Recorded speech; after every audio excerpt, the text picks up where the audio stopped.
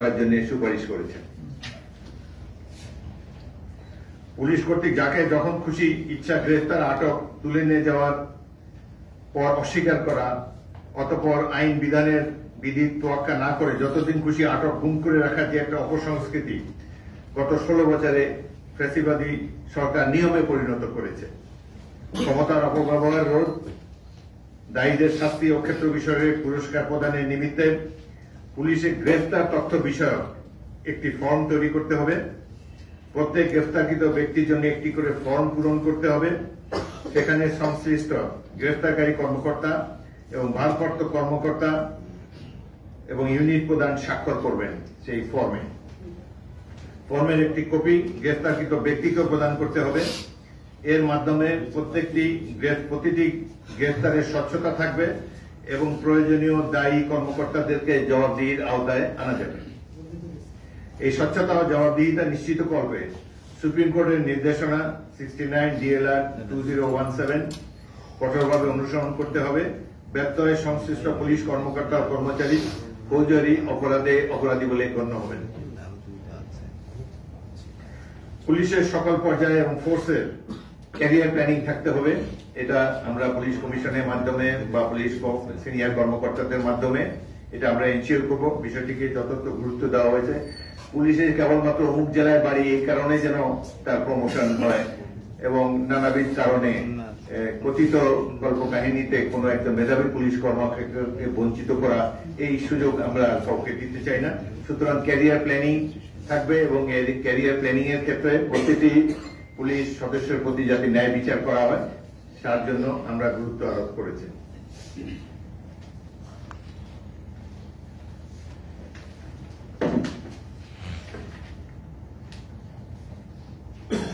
Police প্রশিক্ষণ প্রতিষ্ঠানসমূহে মানবাধিকার ও শৃঙ্খলা রক্ষায় শক্তি প্রয়োগ বিষয়ে আরো জোরালো প্রশিক্ষণের বিষয় আমরা অন্তর্ভুক্ত করেছি। উচ্ছৃঙ্খল জনতা নিয়ন্ত্রণ ফোর্স কন্টিনিউম শক্তি প্রয়োগের ধারাবাহিক গাইডলাইন কঠিনভাবে শেখাতে হবে।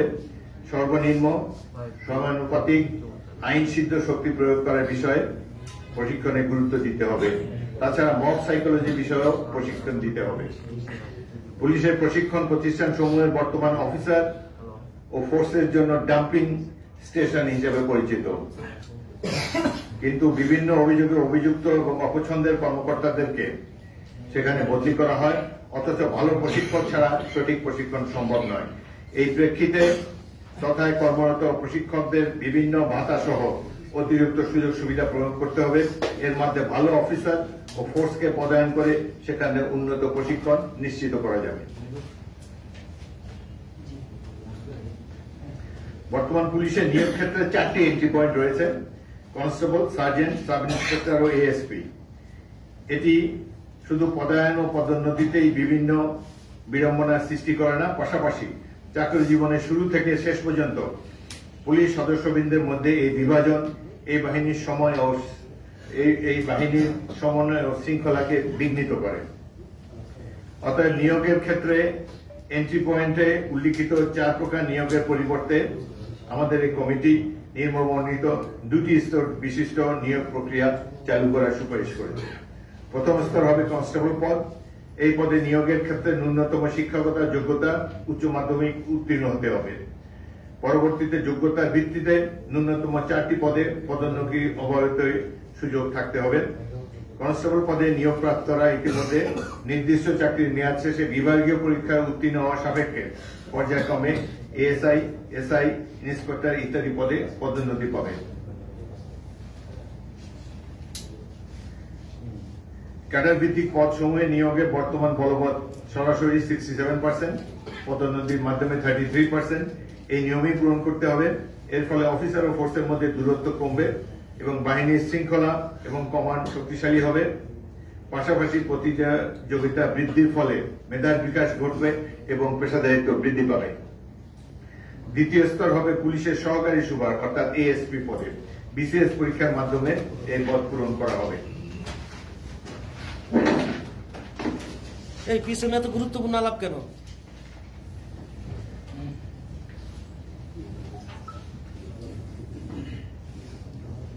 পুলিশের বিভিন্ন বাহিনী ওভারওয়ার্ক আইএলও কনভেনশন অনুযায়ী 8 ঘন্টা দিন এবং 40 ঘন্টা সপ্তাহ নির্ধারণ করে সপ্তাহে পূর্ণ একদিন ছুটি ভোগের সুযোগ তাদেরকে দিতে হবে। তবে রাষ্ট্রীয় বা জরুরি প্রয়োজনে এবং অতিরিক্ত সময় দায়িত্ব পালন করতে হলে আন্তর্জাতিক ও সার্বজনিক বিধি অনুসারে তাদেরকে অতিরিক্ত ভাতা প্রদান করতে হবে। পুলিশের উচ্চ পর্যায়ের কর্মকর্তাদের দুর্নীতি রোধ করবে পুলিশ সদর দপ্তরে কেন্দ্রীভূত আর্থিক ক্ষমতাকে মাঠ পর্যায়ে বিকেন্দ্রীকরণ করতে হবে। ক্রয় সংক্রান্ত যে ক্ষমতা সদর দপ্তরের আওতায় নিয়ে আসা হয়েছিল সেটি মাঠ পর্যায়ের কর্মকর্তাদের কাছে পূর্বের মতোই ফিরিয়ে দিতে হবে। এতে দুর্নীতি পুলিশ বিভাগে অনেকাংশে কমে যাবে বলে আমরা মনে করি। প্রতি বছর পুলিশ কর্মকর্তাদের সম্পদের হিসাব দাখিল করার নিয়ম কার্যকর করতে হবে।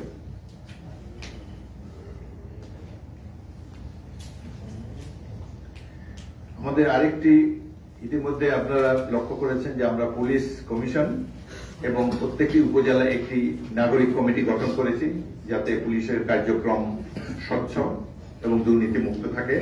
আমাদের আরেকটি গুরুত্বপূর্ণ সুপারিশ হল কমিউনিটি পুলিশিং। কমিউনিটি কর্তৃক পরিচালিত পুলিশ ব্যবস্থাকেই বলা হয় কমিউনিটি পুলিশিং। এর উদ্দেশ্য হল জনগণের সাথে অংশীদারিত্বের ভিত্তিতে অপরাধ দমন, আইন শৃঙ্খলা রক্ষা, সামাজিক ও সমস্যাদি এবং সমাধানে ঐক্যবদ্ধভাবে কাজ করা। কমিউনিটি পুলিশিং এর মাধ্যমে সমাজে বিভিন্ন অপরাধ প্রবণতা এবং সামাজিক অস্থিরতা কমবে, পুলিশ এবং জনসাধারণের মধ্যে দূরত্ব হ্রাস পাবে, জনসচেতনতা বৃদ্ধি করবে এবং আইনের শাসন জোরালো হবে। এই উদ্দেশ্যে গ্রামাঞ্চলে প্রত্যেকটি ইউনিয়নে কমিউনিটি পুলিশিং থাকবে। একজন অবসরপ্রাপ্ত সাব ইন্সপেক্টরের নিচে নয়, একজন অবসরপ্রাপ্ত পুলিশ কর্মকর্তা এর দায়িত্বে থাকবেন। সংশ্লিষ্ট এলাকায় তার একটি অস্থায়ী দপ্তর থাকবে। উক্ত অফিসার নিয়মিতভাবে এলাকায় গণপ্রতিনিধি, গুরুত্বপূর্ণ ব্যক্তি, শিক্ষা প্রতিষ্ঠানের প্রধান, ইমাম, সংখ্যালঘু সম্প্রদায়ের নেতৃস্থানীয় ব্যক্তি, মহিলা সমাজ, কৃষক, ব্যবসায়ী প্রতিনিধি সমন্বয়ে গঠিত কমিটির সাথে নিয়মিত বৈঠক করবেন। সকলের অংশগ্রহণে প্রাপ্ত সহযোগিতা ও পরামর্শ নিয়ে কমিউনিটি পুলিশ অফিসার সংশ্লিষ্ট এলাকায় অপরাধ দমন ও নিবারণে দৃশ্যমান ব্যবস্থা গ্রহণ করবেন। এছাড়াও এলাকার জমি সীমানা, সম্পদ মালিকানা, মানহানি ও অন্যবিধ কারণে অধিবাসীদের মধ্যে মতবিরোধ, গৃহবিবাদ, শিশু ও নারী নির্যাতন, মাদক গ্রহণ, জুয়া খেলা, সুদ ব্যবসা, গ্যাং কালচার, সাম্প্রদায়িক উস্কানি ইত্যাদি আলোচনা করে সমাধানের চেষ্টা করবেন। প্রয়োজনীয় ক্ষেত্রে আইনি পরামর্শ ও সহযোগিতা প্রদান করবেন। প্রতিকূল পরিস্থিতিতে পুলিশ ও জনগণ মিলে নিরাপত্তা পেট্রোলিং এর ব্যবস্থা করবেন। নিয়োজিত কমিউনিটি পুলিশ অফিসারের বেতন ভাতা সংশ্লিষ্ট স্থানীয় সরকার কর্তৃপক্ষ বহন করবেন।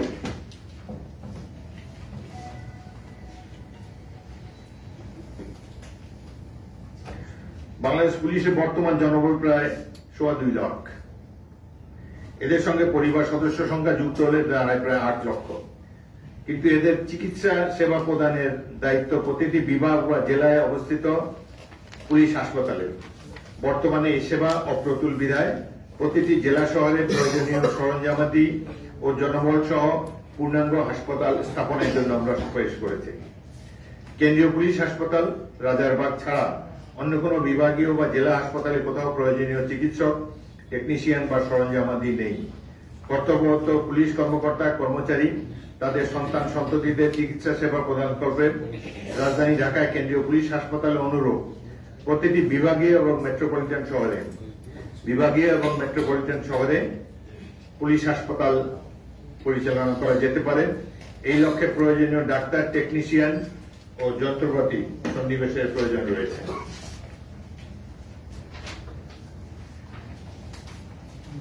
অস্ত্রধারী পুলিশকে সর্বাবস্থায় মানবিক ও জনগণের প্রতি সংবেদনশীল আচরণ করতে হবে।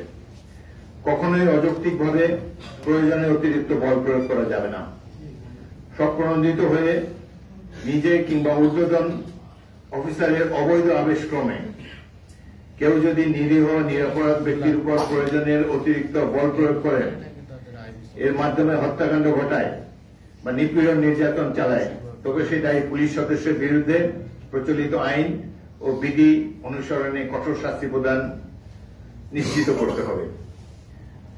আমাদের মূল লক্ষ্য হল পুলিশ বাহিনী বর্তমানে যে অবস্থায় আছে এ সম্পর্কে আমরা সবাই জানি। 5ই আগস্টের পর 488 জন পুলিশ কর্মকর্তা ক্যান্টনমেন্টে সেনা কর্তৃপক্ষের আশ্রয় গ্রহণ করেছিল। এই 488 জনের প্রত্যেকেই অপরাধী, দুর্নীতিবাজ কিংবা গুম খুনের সাথে জড়িত। এই কারণেই তারা সেখানে আশ্রয় গ্রহণ করেছেন। এদেরকে আশ্রয় দেওয়াটি সামরিক বাহিনীর পক্ষে সঠিক কাজ হয়েছে বলে আমি মনে করি না। তবে পুলিশ বাহিনীর দুর্বৃত্তায়ন যে কত ব্যাপক এতেই প্রমাণিত হয়েছে। বাংলাদেশের বিভিন্ন অঞ্চলে বহু মানুষ গুম হয়েছে, নিহত হয়েছে। আমাদের দল বিএনপির উপরে যে অজনিত মিথ্যা মামলা দিয়ে সবাইকে হয়রানি করা হয়েছে, এক কথায় বাংলাদেশকে বিগত পতিত সরকারের আমলে একটি পুলিশ স্টেটে পরিণত করা হয়েছে এবং পুলিশ স্টেটের আওতা থেকে বের করে এই পুলিশ বাহিনী যাতে জনগণের প্রতি সংবেদনশীল হয়, জনগণকে মান্য করে, তাদের মগজে যেন এই ধারণাটি প্রতীত হয় যে দেশের মালিক জনগণ, তারা জনগণের প্রভু নয় বরং সেবক। এই ধারণাটি তাদের মধ্যে প্রবিষ্ট করার জন্য আমরা নানান ধরনের সুপারিশ করেছি, যার একটি হল এতে নিয়ন্ত্রণ করার জন্য পুলিশ কমিশন থাকবে এবং উপজেলা পর্যায়ে নাগরিক কমিটি থাকবে। সেখানে স্থানীয় জনগণ মিলে পুলিশের কর্মকাণ্ডকে নিয়ন্ত্রণ করবেন বা নিয়মিত প্রয়োজনীয় পরামর্শ ইত্যাদি দিবেন এবং সর্বশেষে গ্রামাঞ্চলে প্রত্যেকটি ইউনিয়নে কমিউনিটি পুলিশের জন্য আমরা সুপারিশ করেছি। বর্ণিত এই অবস্থায় মূল বিবেচনাকে নিয়ে সুপারিশ বর্ণিত অবস্থার এই যে পুলিশ বাহিনীর এই যে অবমূল্যায়ন এবং যে তাদের যে দুর্বৃত্তায়ন, এদিকে বিবেচনা নিয়েই সুপারিশমালা প্রণয়ন করা হয়েছে। আশা করা যায় এটি বাস্তবায়িত হলে পুলিশ বিভাগের দায়িত্ব পালনের ক্ষেত্রে নানাবিধ অসঙ্গতি এবং অনেকাংশে দূর হয়ে যাবে। পুলিশ ও জনগণের মধ্যে বিদ্যমান সম্পর্ক উন্নত আরো হবে। পুলিশের নিকট থেকে জনগণের প্রত্যাশিত সেবা প্রাপ্তি আরো সহজতর হবে। আপনাদের সবাইকে ধন্যবাদ। এখন যদি প্রশ্ন থাকে 2-3টা প্রশ্ন নিতে পারি। আপনাদের সুপারিশ আসছে যে র্যাবকে বিলুপ্ত করার ঘটনা, যে আমরা দেখেছি যে মার্কিন থেকে যে নিষেধাজ্ঞা আসছিল কয়েকজন কর্মকর্তার বিরুদ্ধে। র্যাব তো আপনাদেরই গঠন করা ছিল, যে যত জানি যে একটা সুশৃঙ্খল বাহিনী হিসেবে একটা হিসেবে কাজ করছিল পুলিশের সঙ্গে। তো এই পর্যায়ে এসে কি পুলিশের মতো কি র্যাবকে সমস্যা করা যেত না? কেন তাকে বিলুপ্ত করতে হবে? র্যাব তো একটা বাহিনী হিসেবে সুপ্রতিষ্ঠিত করা হয়েছে। এটা মেডিকেল বিদ্যাতেও আছে, যখন একেবারে গ্যাংগ্রিন হয়ে নষ্ট হয়ে যায় তখন কেটে ফেলা ছাড়া আর কোনো উপায় সেটা থাকে না। এবং সেই জন্য আমরা মনে করেছি র্যাব বাহিনী আন্তর্জাতিক ভাবে এমন ভাবে নিন্দনীয় হয়েছে। আর দেশের মধ্যে তো র্যাব মানে একটা দানব সৃষ্টি করেছে তারা। যত ধরনের খুন যখন এবং যত এক্সট্রা জুডিশিয়াল কিলিং সবকিছু অধিকাংশই এই র্যাবের মাধ্যমে হয়েছে। সেজন্য আমরা এটিকে বিলুপ্ত করার জন্য সুপারিশ করেছি। তবুও যে সকল যদি স্পেশাল কোনো কর্মকাণ্ডে র্যাবের র্যাব যে ধরনের কর্মকাণ্ড করতো, যদি সামাজিক কোনো কাজে তাদেরকে ব্যবহার করা হয়, আমাদের বর্তমানে আর্ম পুলিশ ব্যাটালিয়ন আছে। এছাড়াও আমরা স্পেশালাইজ পুলিশ ফোর্স গঠন করতে পারবো তাদেরকে স্পেশাল ট্রেনিং দিয়ে। সুতরাং এই মুহূর্তে র্যাবকে যদি আমরা বিলুপ্ত করি তাহলে জনগণের কাছে এটা একটা ভালো সিগন্যাল যাবে বলে আমরা মনে করেছি। আরেকটা প্রশ্ন, সেটা হচ্ছে যে আপনার গতকাল রাতে দেখলাম যে খুব প্রভাবশালী একজন পুলিশ কর্মকর্তা, তিনি ফেসবুকে স্ট্যাটাস দিয়েছেন মনিরুল ইসলাম এসপির প্রধান ছিলেন, তিনি দেখেছেন যে তিনি চাকরি ছেড়েছেন। আর ফেসবুকে স্ট্যাটাস দেখার পরে আমার কাছে মনে হলো যে এই যারা উপর মহলে মানে উচ্চ পর্যায়ে ছিলেন এবং 5ই আগস্টের আগে বিপ্লবের ঘটনায় শুধু বিপ্লবী না, আপনাদের অনেক আন্দোলন সংগ্রামের সময় অনেক রকম তারা ভূমিকা পালন করেছে, সেটা আমাদের চোখে দেখেছি আমরা। সেগুলো তাদেরকে আসলে পালিয়ে যাওয়ার সহযোগিতা কে করলো এবং তাদের বিষয়ে কোনো সংস্থার কমিশন থেকে কোনো রকমের ব্যবস্থা নেওয়া হবে কিনা, এই জায়গাটা সুপারিশ আছে স্বাধীনতার এই কর্মকর্তার আগস্ট বিপ্লবের অবহিত পরে 3-4 দিন কোনো পুলিশ ফোর্স ছিল না, কোনো সরকার ছিল না।